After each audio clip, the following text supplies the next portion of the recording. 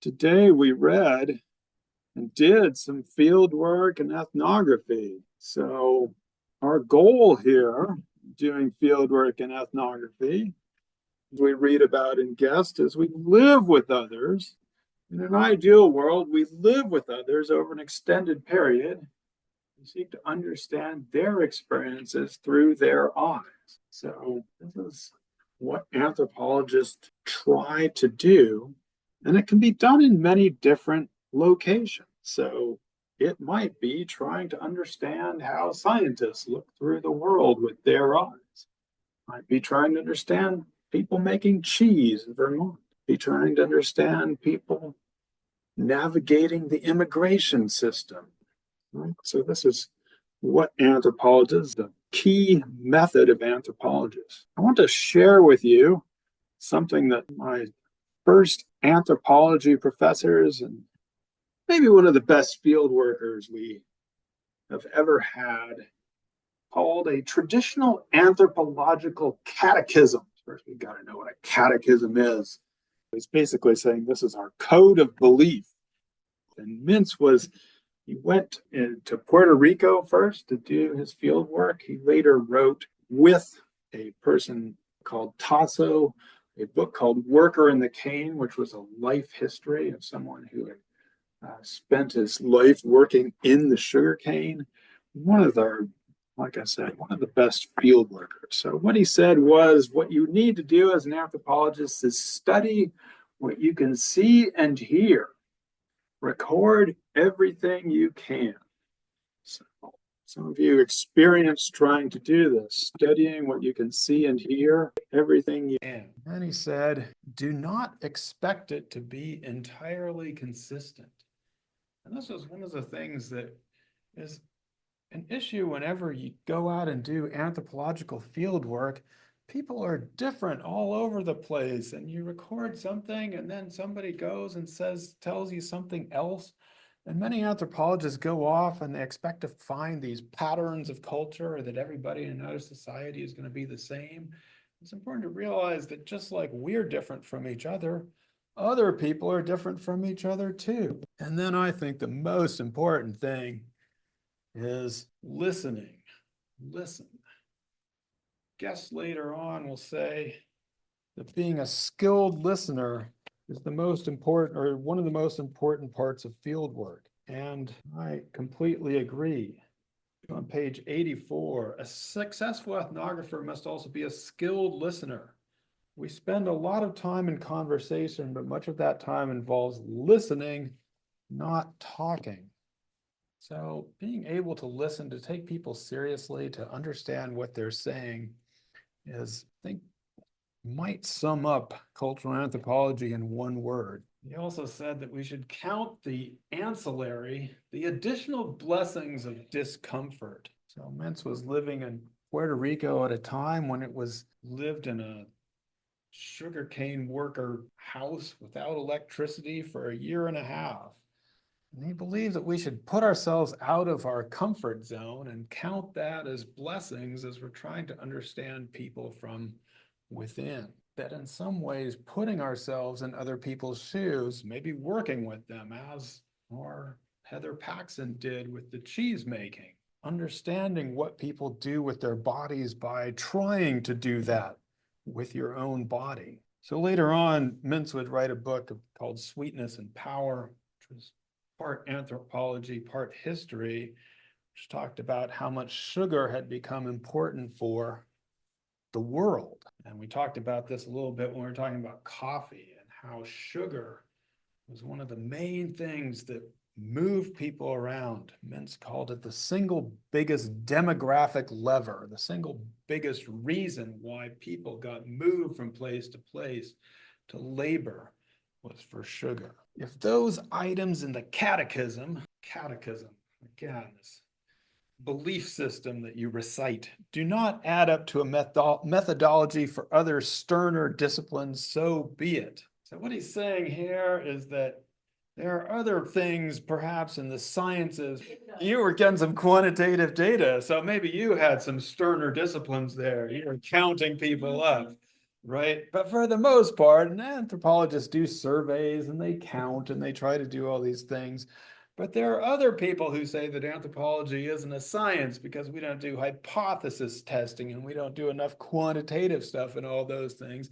And Mintz says, hey, if those guys don't think what we have is a methodology, I don't care, because what we've done is reveal worlds otherwise hidden or unimagined. So what he's saying is just go there, write everything down you can, listen, record it, bring it back, analyze it. And by doing that, nobody would have gotten this stuff if anthropologists hadn't gone there and done that. So yeah, maybe we didn't do all the hypothesis testing that other people did.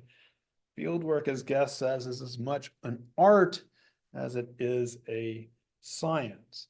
But that's what we're hoping to reveal, worlds otherwise hidden or unimagined. Now, Mintz comes up in Guest in this chapter on page 77, where he's talking about the people of Puerto Rico and the global flows. But I'm not trying to necessarily say that anthropologists don't have fieldwork methods. There's a lot of things that we do, surveys and mapping and counting and things. But in some ways, the most important part is trying to just be there and understand what people are talking about through their own eyes. So, in an ideal world, fieldwork, as we've just heard, should document these people's different life ways and reveal those realities that you might not get to if nobody was there, nobody recorded them. It should be the evidence for the idea of culture. That is to say, it should be the counterpart to this concept that we have that people's lives are dynamic, shaped by learned behavior, but not determined by them. And so, as Guest talks about, fieldwork should help us out with this idea of cultural relativism. Talks about Franz Boas. We talked about Margaret Mead, Zora Neale Hurston. The idea that we should try to understand people from their own point of view by living with them, talking to them, and trying to understand what their logics are. So these are some of the pioneers of the idea of cultural relativism, and thus be against ethnocentrism, or the idea that our own way of life is the only way of life worth anything or is better than other people's. Now, before, I guess I want to add here that that doesn't mean that cultural relativism is not a anything goes idea. It doesn't mean every other way of life is equally valid. It's a way of understanding people's ways of life, but not necessarily because it's an ultimate endorsement of that. So it's not the same as what we might call philosophical relativism or moral relativism. It's against an ethnocentric approach, but it's a tool for understanding, not necessarily evaluating. So hopefully, in this process, it will help to get away from those ideas that people are determined, for example, by their race.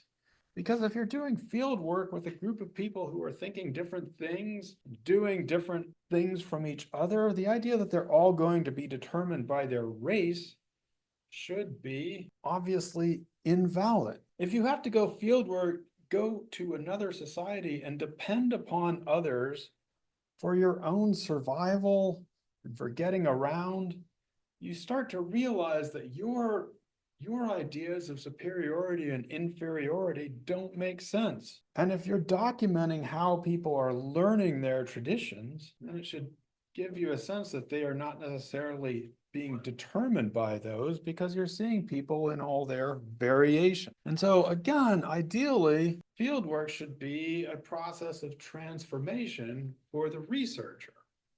That is to say, the anthropologist should grow in tolerance and empathy. Guest calls this a process of mutual transformation. You say the researcher is growing, but also the people who participate in research are transforming themselves. Now, as Guest tells us, what anthropologists try to do is something called participant observation. On the one hand, you are participating. You're trying to help make the cheese or live with the people, go down in a submersible. So you're participating, but you're never completely blending in. You're also always observing. You're always supposed to obtain informed consent. That is to say, people should know that you're being an anthropologist.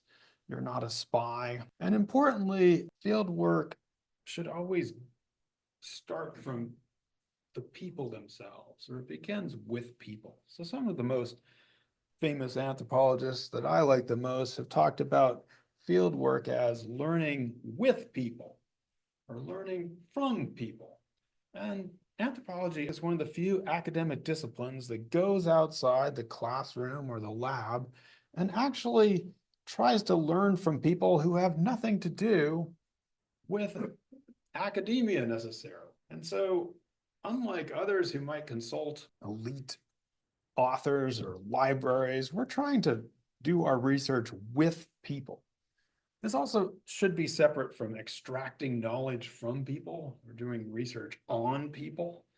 It should come from the people themselves. So, this is the ideal way, I believe, that anthropology has tried to do to varying effects.